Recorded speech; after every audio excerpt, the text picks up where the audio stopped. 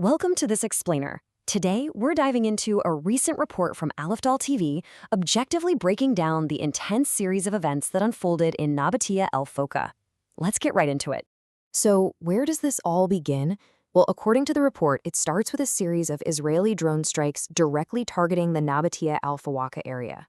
This is the absolute catalyst for everything we're about to discuss. We're going to walk through exactly how the situation on the ground escalated step by step right after that very first hit. Okay, let's dive into this. Section 1. The initial drone strikes. Now, what's really striking here is that this wasn't just a single, isolated event. The report clearly points out that the area was targeted in two distinct waves. A first wave hits, the dust literally hasn't even settled yet, and then a second wave comes crashing down in that exact same vicinity. You can imagine how volatile and unpredictable this made the environment for anyone trying to rush in and help. Section 2. Targeting the rescue operations. And this timeline perfectly illustrates how things rapidly spiraled out of control. So, Wave 1, the initial strikes hit. Then, Wave 2. A Health Message Association ambulance actually arrives on the scene to rescue the wounded, but they get caught in the fallout. Finally, in a third wave of escalation, civil defense personnel are targeted while they're literally just trying to put out the resulting fires. It really paints an intense, chaotic picture of what was happening on the ground. You might be wondering who exactly was out there responding in the middle of all this. The report highlights two distinct emergency groups. First, you've got the Health Message Association. That's your medical ambulance team. And second, the civil defense, who were stepping up as the firefighting team at that exact moment. Let's focus on that first group for a second. The Health Message Association ambulance team rolled in with one urgent critical objective: rescue the wounded from that first blast.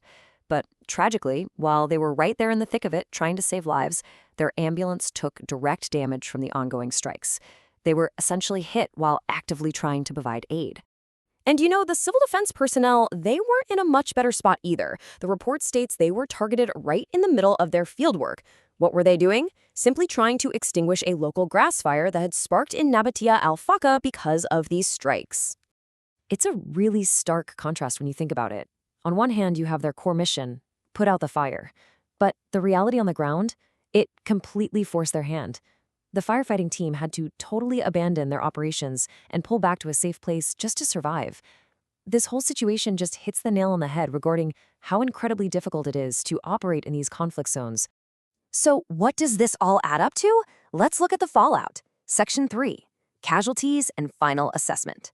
The number we need to focus on right now is 2. Based on information relayed from the Ministry of Public Health, these successive drone strikes left 2 citizens injured. Amidst all that chaos, all those different waves of strikes, this is the official documented civilian casualty count directly stemming from the events in the report.